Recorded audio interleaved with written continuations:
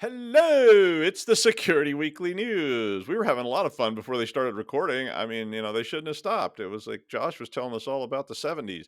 But it's episode 375 of the Security Weekly News, and it's Friday, the 5th of April, 2024. We've got SEXi. It could be SEXi. I'm not sure. SEXi sounds really strange. SEXi, AI Dreams, Powerhost, Acuity, Layerslider, JSOutProx, Byakugan, Josh Marpet filling in for Aaron Leyland, and more on this edition of the Security Weekly News. This is a Security Weekly production for security professionals by security professionals. Please visit securityweekly.com/subscribe to subscribe to all the shows on our network.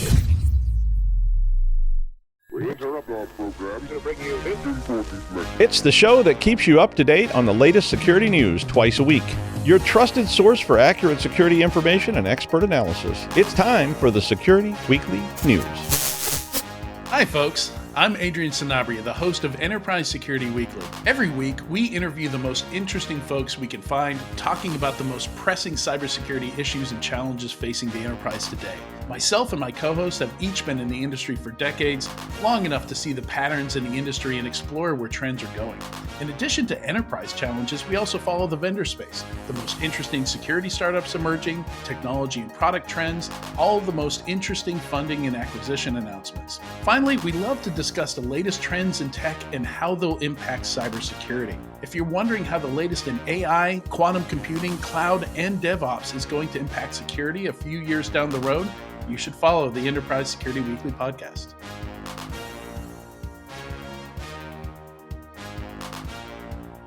All right, from the island of Elba, it's the Security Weekly News, and I'm Doug White here with you again. It's actually sunny today. There was an earthquake. So, I got to say that right up front. There was an earthquake in New Jersey. That was a 4.7 on the Richter scale. California and Pacific Rim friends, I know you're going like, oh, that's like magic fingers to us. But yeah, there was an actual earthquake in New Jersey. It was felt in New York City. It was felt in all around the area. And in fact, people all over the place are saying they felt it, even though it might have just been a squirrel. Not sure. All right. IX Metro Powerhouse is a Chilean data center and hosting provider that has been attacked by SEXi or SEXi. I don't know which one I'm going to go with. But basically, SEXi encrypted VMware ESXi servers and their backups. Ooh. Now, Powerhost, if you're not familiar with them, have locations all over the place, including the U.S., South America, and Europe. But IX Metro is the Chilean division of that provider. So on Monday, IX Metro said that they'd suffered a massive ransomware attack on Saturday, which encrypted some of their VMware ESXi servers. I just noticed something. ESXi, SEXi. Ooh, it's an anagram. I'll take anagrams for 500, Alec. But VMware ESXi servers that are used to host their virtual private servers for customers. So this is a cloud provider. The latest update that they issued, Powerhost, basically Powerhost, I keep saying Powerhouse. Powerhost contains an apology to customers and a warning that it may not be possible to restore the servers as the backups have also been encrypted. Imagine that. So during negotiations with the SEXi ransomware gang, apparently the CEO released this and said that the CEO was negotiating with the ransomware gang.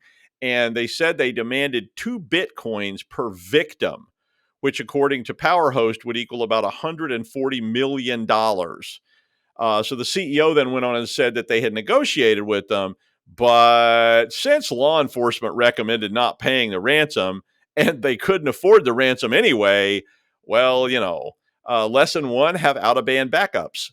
And I know that's difficult, especially if you're a cloud hosting provider. But, if you're my cloud hosting provider and you don't have out-of-band backups, I'm going to be pretty upset because really this is a pretty nasty example of exactly what happens when you don't do that.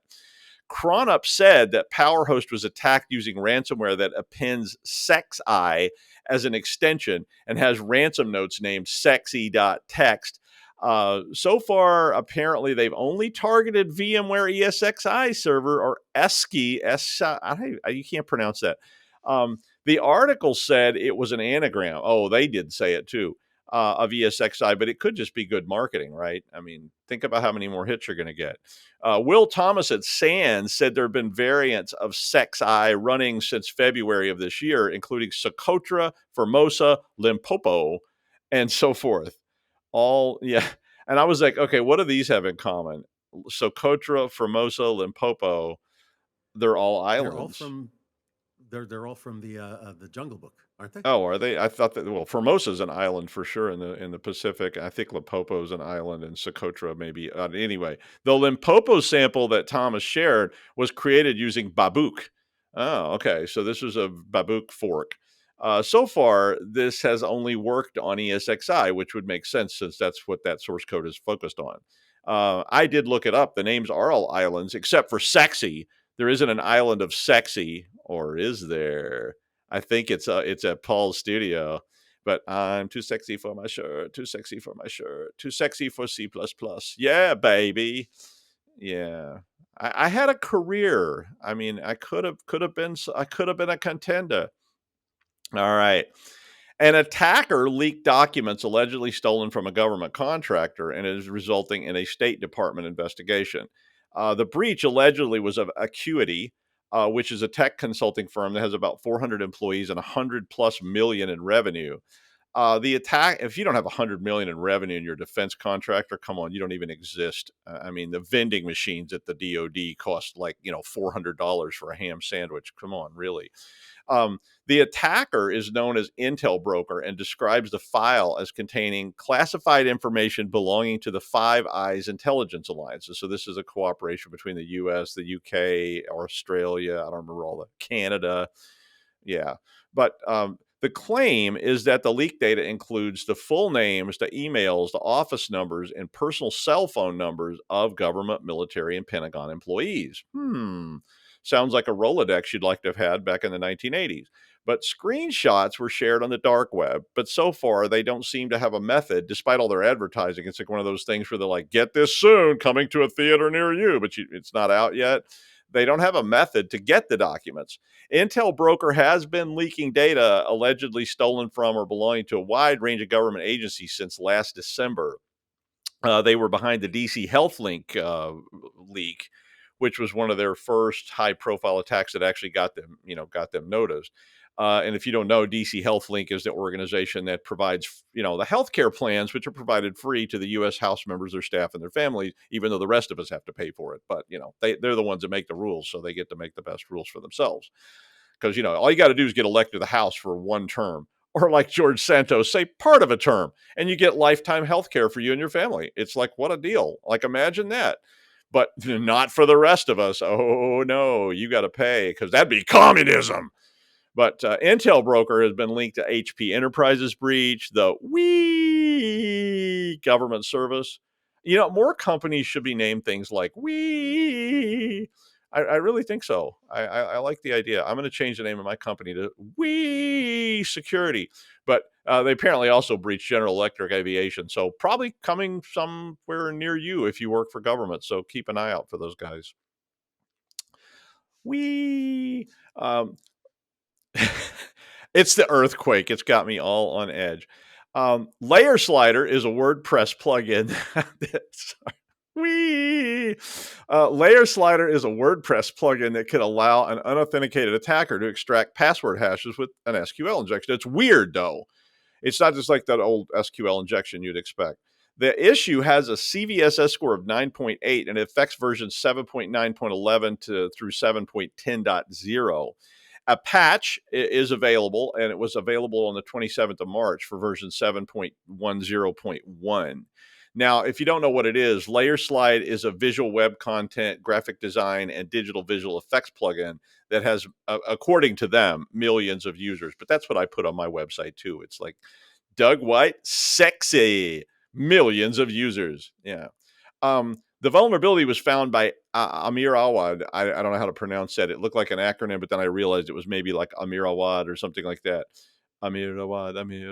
Anyway, during WordFence bug bounty extravaganza on the 25th of March, which earned Amirawad 5,500 bounty, which doesn't sound like a lot for some bounties, but that was the highest bounty ever paid by WordFence.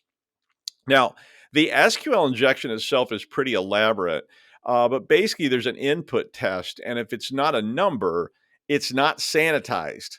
So if it's a number, they check it, but they just neglected to check if it's not a number. And so what that means is you can pass in strings and such.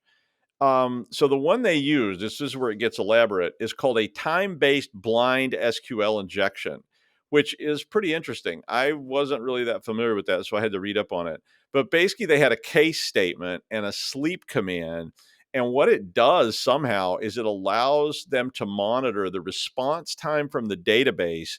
And by doing this, apparently, they can determine values that are actually in the database. I mean, it must be like almost a flicker of different bytes or something like that. Very elaborate attack, but it works. So it could be used. So you probably should patch it, if you're using that plugin. I mean, seriously. Well, a lot of hotels now have automated self check-in, or even web-based check-in, which is even better because then you can do it in the crazy taxi ride from the airport to where you're going, because you can just get on your phone. And if you remember those old days of waiting in line in the lobby for like 2 hours, and and the air conditioning's broken to get your damn room key because they got a conference with 2,500 people starting tomorrow, and they decided to staff only one desk the night before. Yeah, I'm bitter. Well, I stood in line, but Lou went in the bar, and then he was drinking, the whole time. It was like, see, if you just sat in the bar for 3 hours, then the line would have cleared up anyway, and you'd have had a bunch of drinks. And I was like, okay, you're right. I should have come to the bar with you instead of standing in line like I was supposed to. I agree. You're absolutely right. But anyway, a self-service check-in terminal at an IBIS. And if you've ever stayed in an IBIS, it's like those cheap hotels that are near airports in Germany. They're fine. They're like Motel 6 kind of things, but they're cheap. And if you want to stay near the terminal, uh, but apparently you could leak the room key codes, and the researcher says that this could affect a lot of European hotels. The flaw could be done with anyone who can get to the terminal. You didn't need any tech skills or tools. This is like an old school hack. We had one on Tuesday as well. The attack took no longer than a regular customer checking in to dump a whole pile of room codes.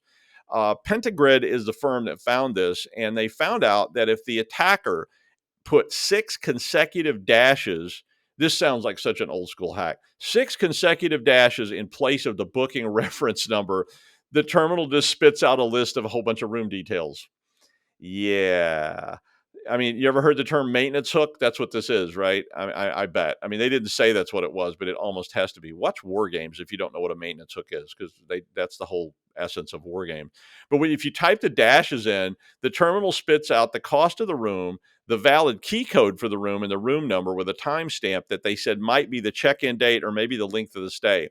Now, Accor, who owns IBIS, deployed a fix to all their affected terminals in about a month, and it was fixed on the 26th of January, and they said this is being rolled out by the manufacturer as well, I guess, for the future.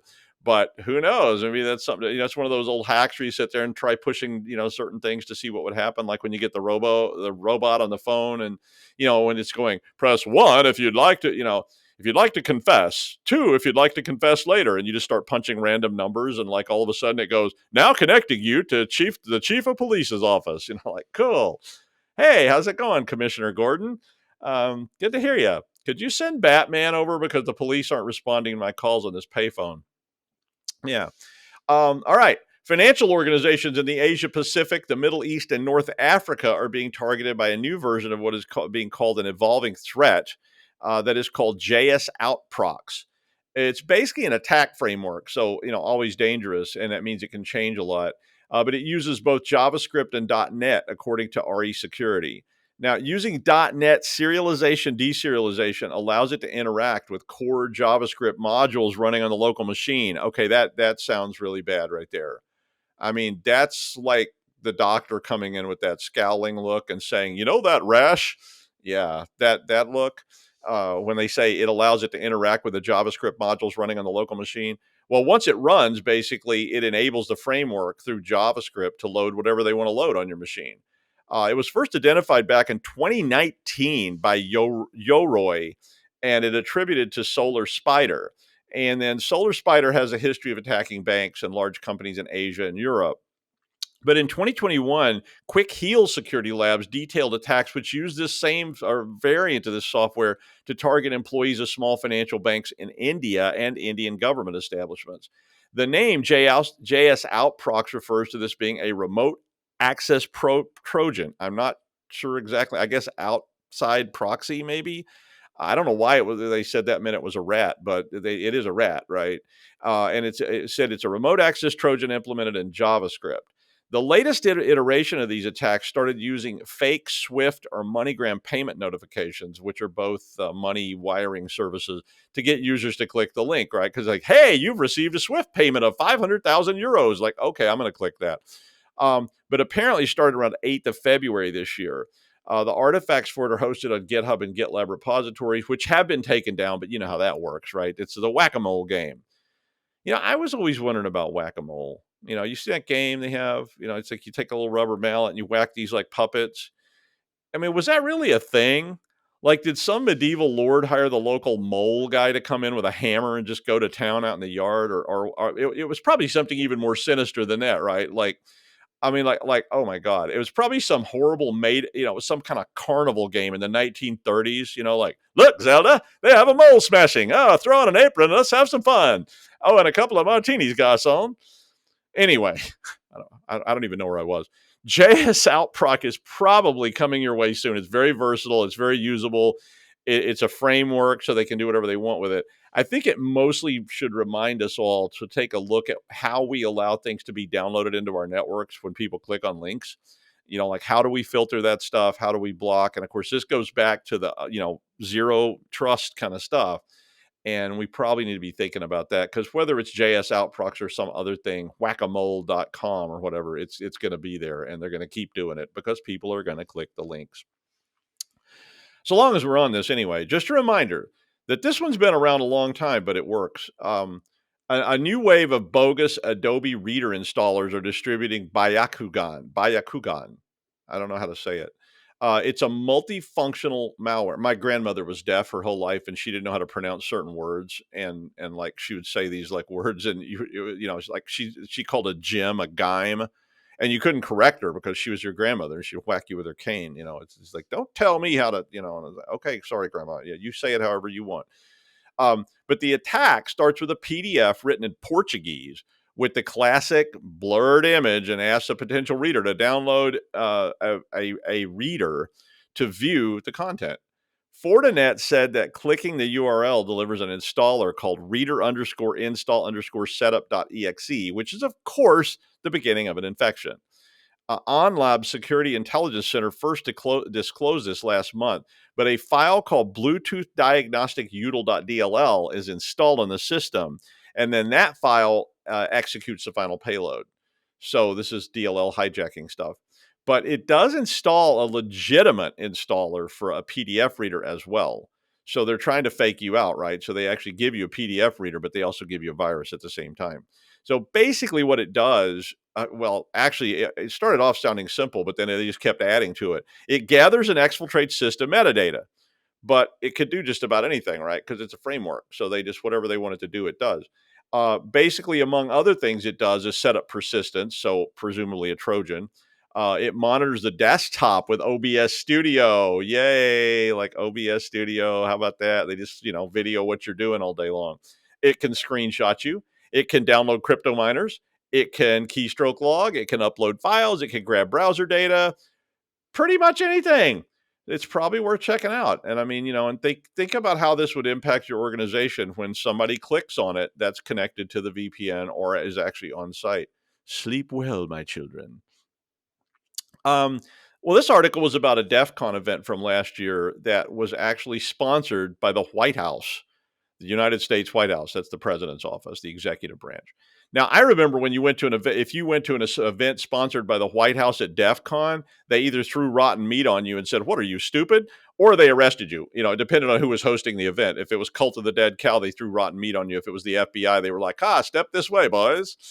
That kind of thing. Nice to see how things have changed, though. I mean, the White House actually taking advantage of DEF CON and people that know what they're doing in a good way. But the event was called the Generative Red Team Challenge, and maybe some of you were part of it. I don't get sent to DEF CON anymore, so as a part of my complaining litany.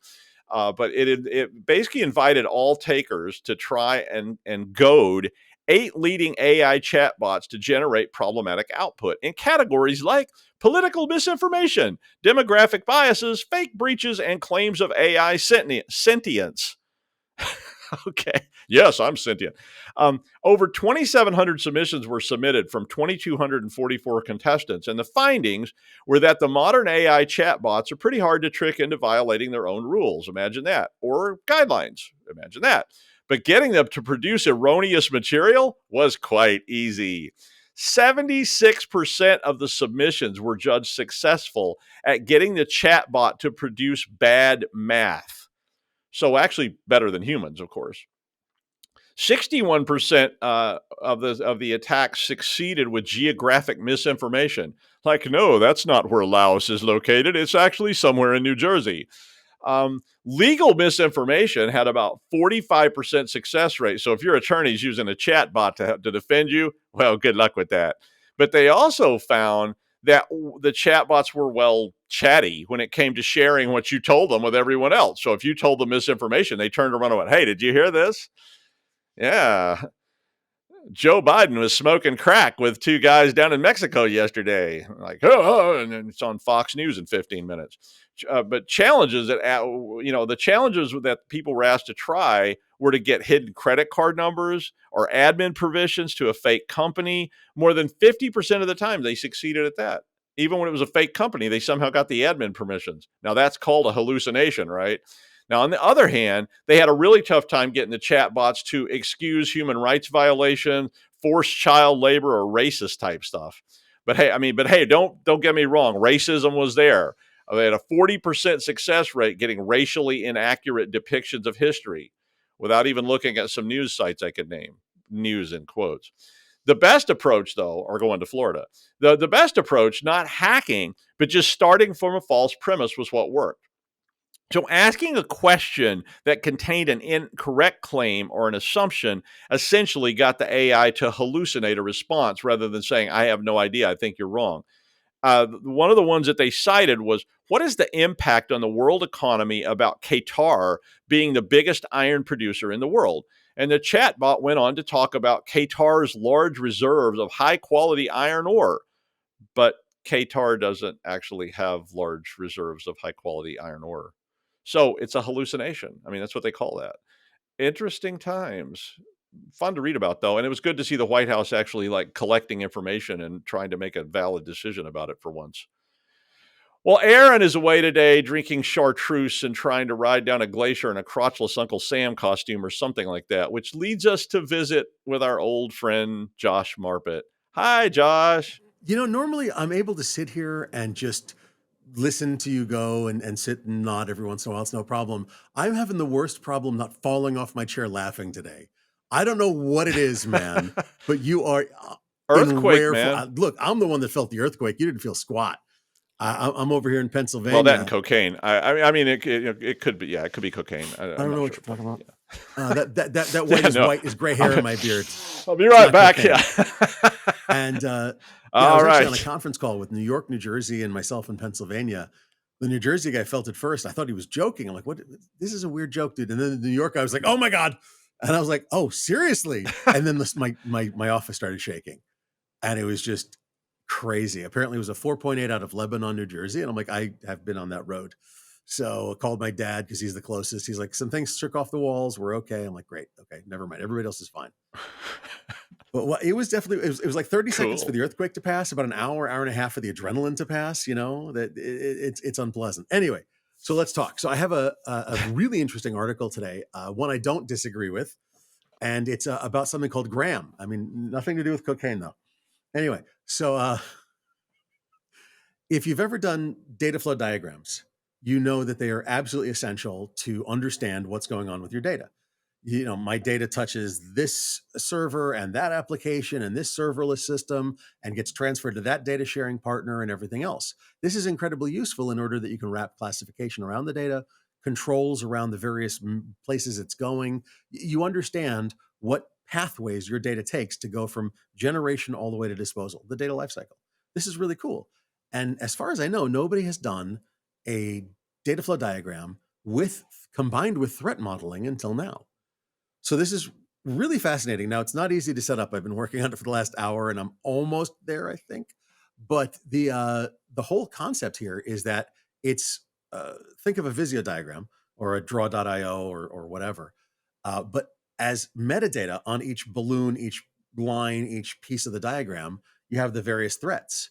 Now, they have not, as far as I can tell, they haven't quantified the threats. All right. They're just saying, for this network link, here are the threats. We could have bad firmware. We could have bandwidth, some backhoe, whatever. Here are the various threats for that piece of network infrastructure. Okay. And that's really cool because now I can take all the threats, and for any piece of data that I have, I can follow its entire life cycle and collate out a list of every possible threat that at least I can think of and my team can think of for that data and the process that data follows. Okay, so what? This is how you identify single points of failure. This is how you identify a non-hyper available, you identify the threats to the confidentiality, the integrity, and the availability of your data, okay, especially the availability. But the point is that this is how we figure out where we need to spend our dollars to get the most bang for our buck. And so when you can do threat modeling and you can do data flow diagrams and put them into one thing, wow, that's really cool. And it's, by the way, it's fully open source. I checked the license. I think it was an MIT license. It's in GitHub. Go play with it. I'm really curious to see how it will integrate. I want to check the integrations. I just saw it in the last day or so I haven't had a chance to play with it very much. My thought is if I can take that and diagram out a company's data flow, okay, for as a specific application, a specific process, a specific system, whatever, and I can do it across all their systems, and then I can put in the threat modeling data, I could say, if that link goes down, these 5 applications are dead. They're not doing anything. So one of those is mission critical. Okay, so that means that link is a mission critical link by definition, isn't it? Okay, so now I need to make sure that link, I have another link. I have a backup. I have not a single point of failure anymore. Now, if I can integrate that with, say, ServiceNow or another ticketing system, and so, hey, look, here's your data flow diagram. Here's your threats to any piece of that data flow diagram. Here is our monitoring system, and here is our ticketing system. Anytime the monitoring system pops up with, hey, there's a problem on link X, a ticket should get generated for all of the applications to the administrators of those applications stating, hey, you're going to have a problem. The link which you depend on is down. We're switching to the backup link, but just letting you know. And to any customers, any people that depend on it, whatever. As well, it can generate tickets to the network team. Hey, this link looks down. Can you please check on it, see what needs to get done? These are the kinds of automation that we desperately need in security because we're all insane of trying to keep track of 14 different ticketing systems, 7 monitoring systems, 4, partridges in a pear tree. Like, it's ridiculous. And so this kind of automation is a way for us to pull together lots of information and have it make sense, not only to us, but this is also a great way to show an executive, hey, that mission critical application that you said is absolute priority number 1, but wouldn't give us the budget for the backup link. Yeah, backhoe hit a primary link and we don't have a backup link. And so just to be clear, here's the diagram of why this is a problem. See the primary link? See the backup link that was proposed and was never funded? We could have taken care of this if you'd funded us. Just saying. So the whole concept here is that this is a way to graphically show that what's going on in your world in relation to the business. Because I can say that this application is business mission critical. If you want it to go no matter what, there are things we have to do to it. This is a translation methodology, if you think about it, from technology to business. And that's exciting. Back to you. Okay, you have to say back to me. I'm sorry. I'm sorry. I don't feel comfortable. I'm like, I have to be invited in. Come on, it's like Vampire 101 or something like that. Don't vampires have to be invited in? They can't come in by themselves. Look, the only vampire you'd qualify for is Twilight. You don't sparkle enough. I could though. Please, no glitter. No life glitter. Goal. more The sparkling. glitter is the herpes of craft supplies. Let's not, okay? Okay, yeah. I'll leave that to Aaron. Okay. I think that's more In of his his crotchless style Uncle of Sam thing, suit yeah. on the glacier, Yeah, glitter. streaming out Yes, behind you him know. from his All cape. right. Glitter. Yeah, it's like a new childhood superhero or something. It's just they have to blur part of it out. Yeah, it's okay. All right. Thank you, Josh. And finally, I couldn't resist this article. 65 years ago this month, the first ever astronauts were announced to the press on American astronauts. Yuri Gagarin was already around, but they were announced, I think. But they were announced to the press on the 9th of April in 1959, if you can imagine.